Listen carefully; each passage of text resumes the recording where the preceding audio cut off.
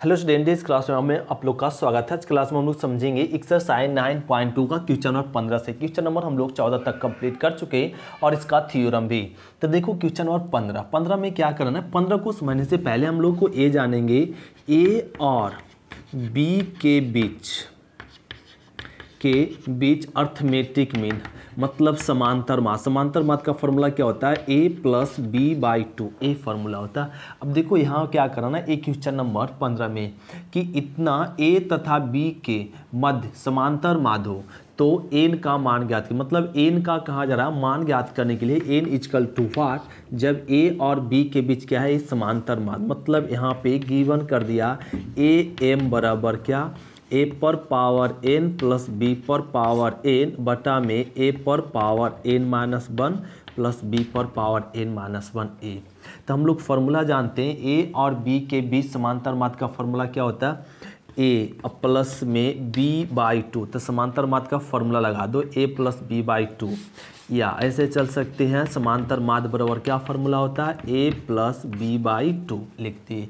a तथा b के समांतर माद क्या होता है? a plus B by to.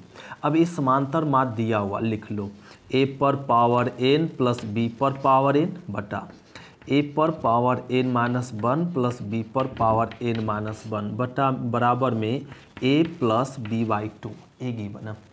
क्या करो, इसको तिरछा तिरछी गुना कर दो।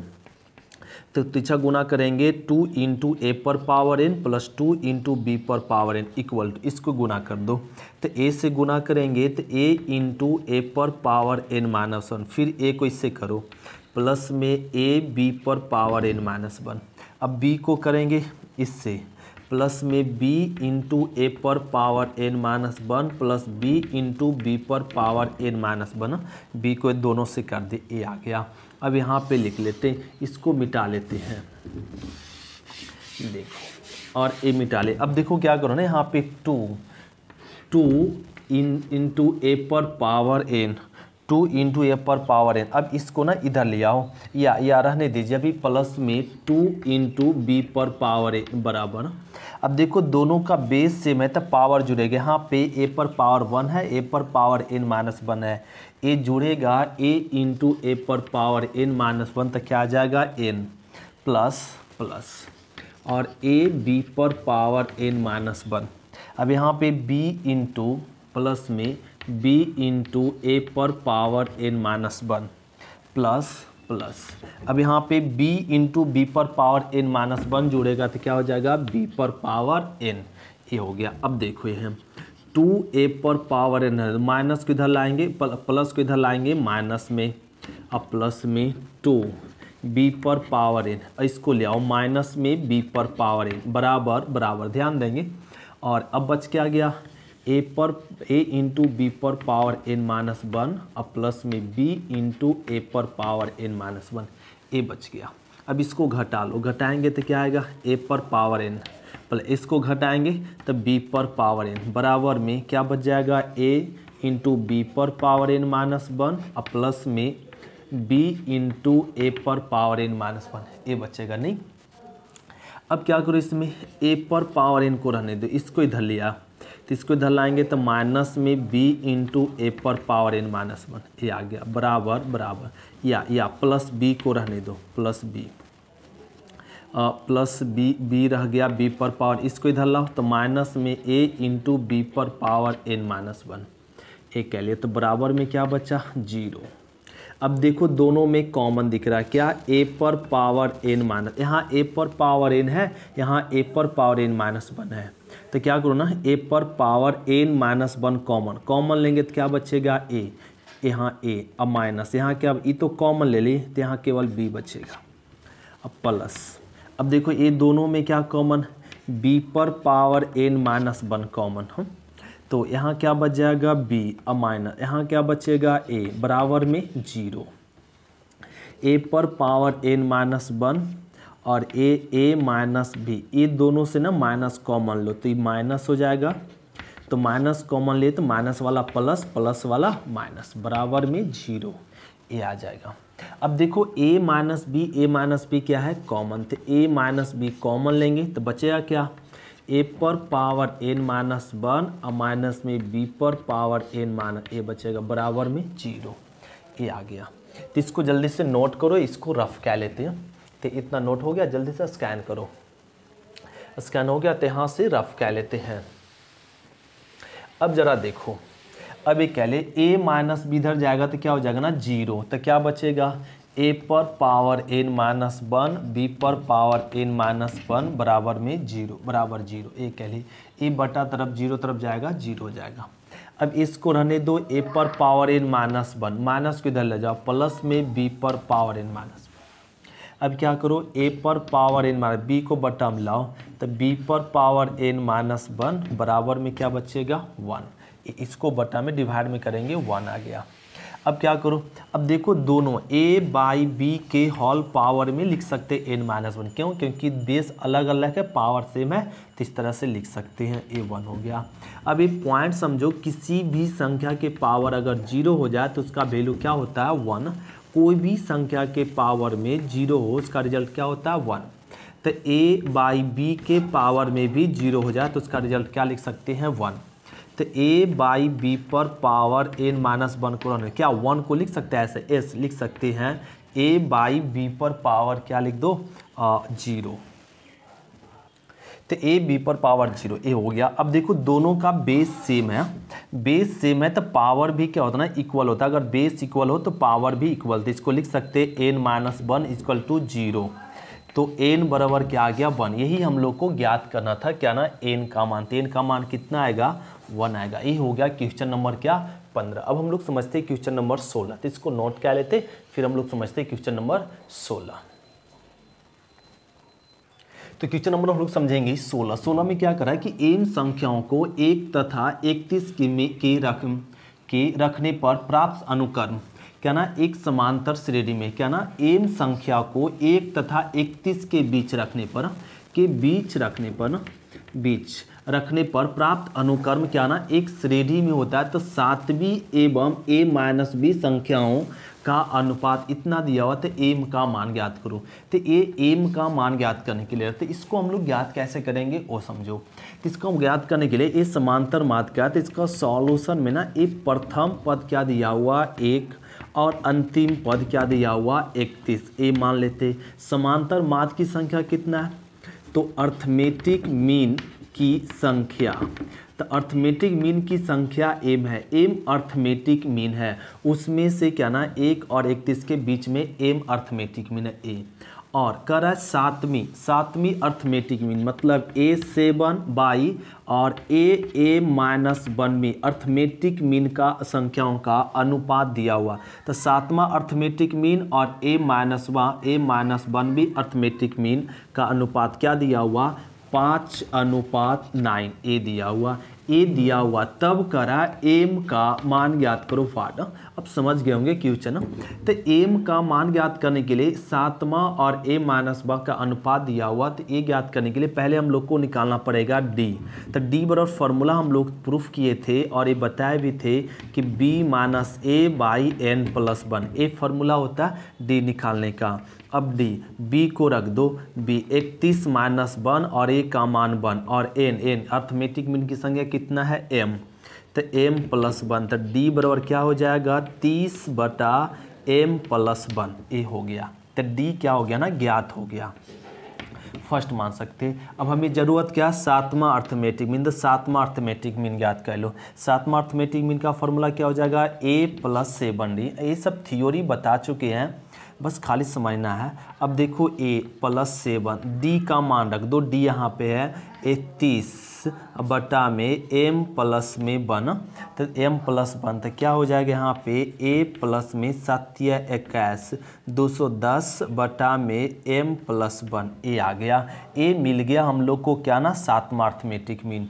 अब इसी में ज्ञात कह लो am माइनस 1 अर्थमेटिक मीन। इसका फॉर्मूला क्या हो जाएगा a plus a minus 1d a।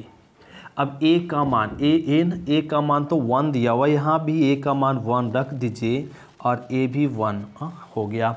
अब इसको एलसीएम ले सकते हैं, यहाँ a का मान 1 और a माइनस 1 d का मान रख दो 30 बटा और m प्लस 1 m+1। अब एलसीएम ले लीजिए, यहाँ पे एलसीएम कितना हो जाएगा, m+1 क्या आ जाएगा, m+1 माइनस में 30m प्लस में 30m माइनस में 30, तो इसको सॉल्व कर लो तो m+1 रह जाएगा, इसको ऐड करेंगे तो 31m अब माइनस में 29, ये आ गया। यहाँ भी एलसीएम ले लीजिए, m+1 एलसीएम ले लिए तो क्या आ जाएगा, यहाँ पे m प्लस में 1 प्लस में 210 ये आ गया। तो इसको सॉल्व करो तो m+1 और ये क्या आ जाएगा, m प्लस में 211, ये आ गया नहीं 211। तो ये 7वां और m- अर्थमेटिक मीन ज्ञात हो गया। अब इसमें पुट कर दीजिए, तो इसको पुट करने के लिए ना ये रफ करना पड़ेगा, जल्दी से इसको नोट कर लो फिर इसको रफ कर लेते हैं। तो ये ना स्कैन कर लो, स्कैन हो गया तो इसको ना रफ कर लेते हैं। देखो अब ये ना मान रख दो यहाँ पे, यहाँ से जो दिया हुआ तो a 7/a-1/5/9 ये दिया हुआ। अब ये जो मान निकाले पुट कर लो, ये क्या मान निकाले यहाँ पे m प्लस में 211 बटा में m+1 और m-1 यहाँ निकाल चुके 31m माइनस में 29 बटा m+1 बराबर में 5/9 ये हो गया। अब देखो इसमें ना कट रहा है वैल्यू, इसको मिटा लेते हैं। तो ए ना m+1 कट गया और बचा क्या, m प्लस में 211 बटा में 31m अब माइनस में 29 बराबर 5/9 ये आ गया। अब इसको तिरछा तिरछी गुना कह लो तो क्या आ जाएगा ना 9m अब प्लस में 9 और 18 ये आ जाएगा। अब बराबर में इसको गुना कह लो तो इस तरीके से, तो अब इसको गुना कह लेंगे तो क्या आ जाएगा 155m माइनस 145। अब यहाँ पे क्या करो ना कि ये ना और यहाँ रहने दो और 1899 और ये माइनस वाले इधर लाएंगे तो क्या हो जाएगा प्लस में 145 बराबर में 155m माइनस में 9m ये आ जाएगा। तो इसको घटा लो, इसको ना जोड़ लेंगे तो ये जोड़ लेंगे तो यहाँ पे 9 5 14 ये आ जाएगा। यहाँ पे 4 और 2 0 ये आ जाएगा। और यहाँ पे घटा लेंगे तो एक घटा लेंगे तो 146m आ गया, नहीं 164m। अब इसको ना कट कर दो तो यहाँ पे कट कर देंगे ना, एक कट जाएगा, कितना से कट जाएगा 14 से, तो 14 से आ जाएगा। तो यहाँ पे फाइंड हो गया m बराबर कितना 14। ये m का मान ज्ञात था, हम लोग को कह रहा है क्या ज्ञात करने के लिए कि m कह रहा था ज्ञात करने के लिए m का मान ज्ञात करो, तो m का मान क्या होगा 14 होगा। ये हो गया क्वेश्चन नंबर 16। इसको नोट क्या लेते फिर हम लोग समझते क्वेश्चन नंबर 17। तो ये ना ये m का मान कितना आ गया 14 आ गया। तो इसको जल्दी से नोट करो फिर हम लोग समझते क्वेश्चन नंबर 17। तो क्वेश्चन नंबर ये देखो 17, क्वेश्चन नंबर 17 तो आसान है। और क्वेश्चन नंबर 17 में क्या कर रहा है ध्यान देंगे। क्वेश्चन नंबर 17 में कह रहा है कि एक व्यक्ति ऋण का भुगतान 100 रुपये प्रथम किस्त से शुरू करता है। मतलब कोई व्यक्ति जो क्या ना एक ब्याज लेता है और किसी से ना उधार लिया, उधार लिया किस पे, ऋण पे, और 100 रुपये प्रथम किस्त, मतलब वो किस्त अब जमा कर रहा है किस्ती से, प्रथम किस्त कितना जमा कर रहा है 100 रुपया शुरू करना स्टार्ट कर। यदि वह प्रत्येक किस्त में कितना 5 रुपया प्रति माह बढ़ा रहा है, अगले माह में कितना देगा 105, फिर अगले माह में कितना देगा 110, मतलब 5-5 बढ़ाते जा रहा है हर एक माह, इस तरह से बढ़ाता है। तो करा 30वां किस्त इसी प्रकार से जा रहा है, तो करा ना 30वीं किस्त। तो 30वीं किस्त की राशि क्या होगा, मतलब 30वां किस्त में कितना रुपया देगा। पहला किस्त में 10 रुपया दिया, दूसरा किस्त में 105, तीसरा किस्त में 110, तो 30वां किस्त में कितना देगा वो करा ज्ञात करने के लिए। तो ये ज्ञात करना आसान है। मान लो ये प्रथम किस्त कितना a 100, तो इसको प्रथम पद मान लेंगे। फिर अब अंतर सार अंतर निकालो T2/T1, T2 माइनस T1, तो क्या आ जाएगा 5, और n मतलब 30, तो ए करा हम लोग को T30 बराबर वाट ए करा है। तो T30 मतलब Tn बराबर फार्मूला समझते a plus n minus 1 into D. अब n का मान रख दो 30, n का मान 30, तो ये आ जाएगा यहाँ पे a का मान 100 प्लस n का मान 30 माइनस 1 और d का मान रख दो 5, तो ये आ जाएगा 100 प्लस में इसको घटाओ तो 29 इंटू 5, ए आ गया 100, जोड़ लो 9 × 5 = 45 और 5 दूना 10, 10 4 14, ए आ गया। अब इसको जोड़ लो तो 245, नहीं तो ये 245। तो तीसवा किस्त व ऋण का भुगतान कितना करेगा, 245 रुपया करेगा। समझ गए। तो ये हो गया क्वेश्चन नंबर 17 जो आसान था। तो इसको नोट क्या लेते, फिर हम लोग समझते क्वेश्चन नंबर 18। तो नोट हो गया। क्वेश्चन नंबर देखो 18। क्वेश्चन नंबर 18 थोड़ा सा ध्यान से समझना पड़ेगा और 18 भी बहुत है इजी। 18 बस ध्यान से समझना पड़ेगा। 18 में क्या कर रहा है कि एक बहुभुज के दो कर्मित अंतःकोणों का अंतर, तो दो कर्मित अंतःकोण का अंतर कितना दिया हुआ, अंतःकोण का अंतर दिया हुआ d बराबर 5 दिया हुआ। तो इसको समझ लो, अंतर दिया क्या ना 5 डिग्री। कह रहा है सबसे छोटा कोण, सबसे छोटा कोण को समझ लो ए बराबर 120 डिग्री। तो बहुभुज के भुजाओं की संख्या ज्ञात करें। तो भुजाओं की संख्या को ना समझ लो क्या ना n, भुजाओं की संख्या क्या समझ ले n। तो n बराबर कर रहा है 8। तो हम लोग ना एक फॉर्मूला जानते हैं कि बहुभुज के सभी अंतःकोणों का योग। तो अंतःकोणों का योग क्या होता है कि अंतःकोणों का योग होता है 180 इंटू n-2, ए होता है अंतःकोणों का योग। अंतःकोण का योग का फॉर्मूला क्या होता है 180 इंटू n-2। ये फॉर्मूला हम लोग को याद रखना पड़ेगा कि बहुभुज के सभी अंतःकोणों का योग क्या होता है 180 इंटू n-2।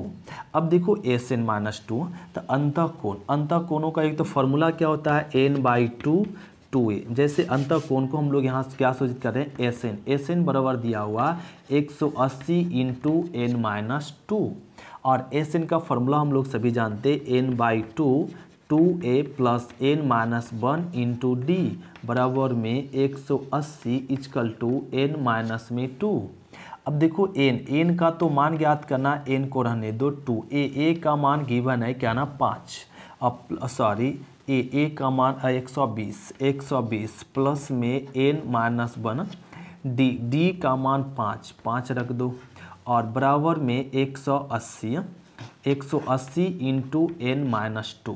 अब इसको सॉल्व कर लीजिए। तो यहाँ पे सॉल्व करेंगे ना ए ना 2 को गुना कर दो यहाँ पे, तो n हो जाएगा यहाँ पे गुना करेंगे तो 240 प्लस में 5n-5 बराबर में ये 2 गुना करेंगे 18 दूना 36, 360 इंटू n-2, ए आ गया।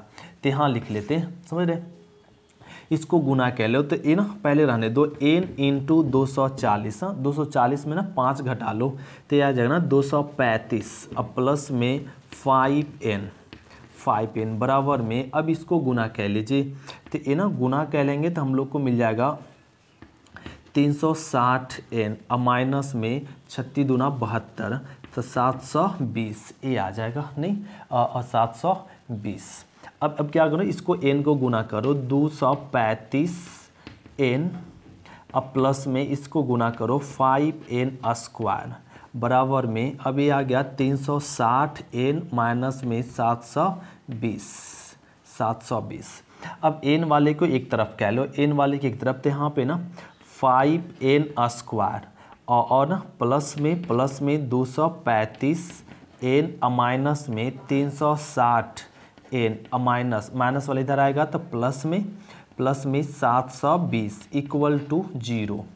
अब देखिए इसमें ना 5n² रहने दो प्लस माइनस, इसको घटा लो तो घटाएंगे तो 5 और यहाँ पे 5 में से और ना इसको घटा लो, 5 में से ना 3 घटेगा तो 2 और 3 1, ये आ जाएगा 125 माइनस में अब प्लस में 720 इक्वल टू 0। अब इसमें 5 कॉमन है, 5 कॉमन लेंगे तो n अब माइनस में एक है 25 अब प्लस यहाँ कितना आ जाएगा देखो, तो ये ना 144 आ जाएगा। कितना आ जाएगा 144 इक्वल टू 0। तो ये ना 144 आ गया। तो ए हम लोग को 5 को इधर भेज दो, तो इसको ना यहाँ पे ए ना सॉरी n² है, n², 5 को डिवाइड करेंगे तो क्या आ जाएगा n² माइनस में n छूट गया n 25n, तो माइनस में 25n और प्लस में 144 इक्वल टू 0। ए आ गया। अब यहाँ पे क्या ना, अब इसका फैक्टर तोड़ लो और एन का मान ज्ञात हो जाएगा। तो इसको नोट करेंगे तभी तो फैक्टर तोड़ पाएंगे। तो इसको जल्दी से स्कैन कर लो ना, स्कैन कर लो। तो ए क्या ना नोट हो गया।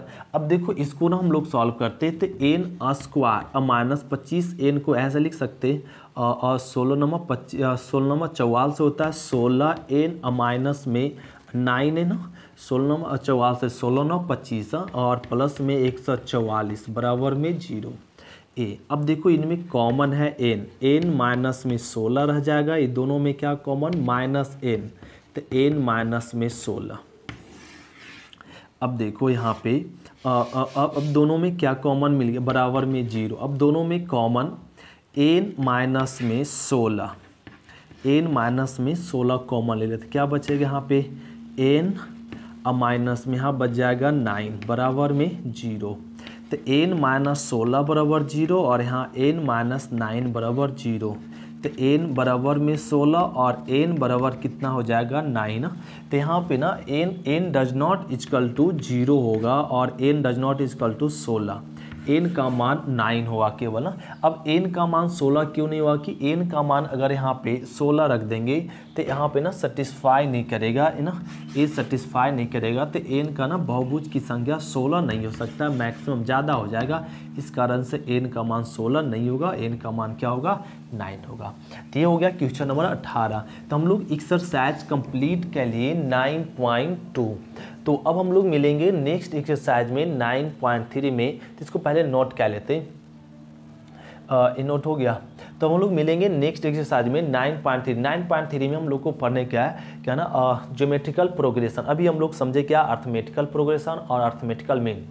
तो नेक्स्ट क्लास में हम लोग देखेंगे ज्योमेट्रिकल प्रोग्रेशन, जिसको हम लोग बोलेंगे गुणोत्तर श्रेणी या गुणोत्तर श्रेणी या जीपी, क्या बोलते हैं इसको जीपी। तो थैंक यू स्टूडेंट्स, फिर मिलते हैं नेक्स्ट क्लास में।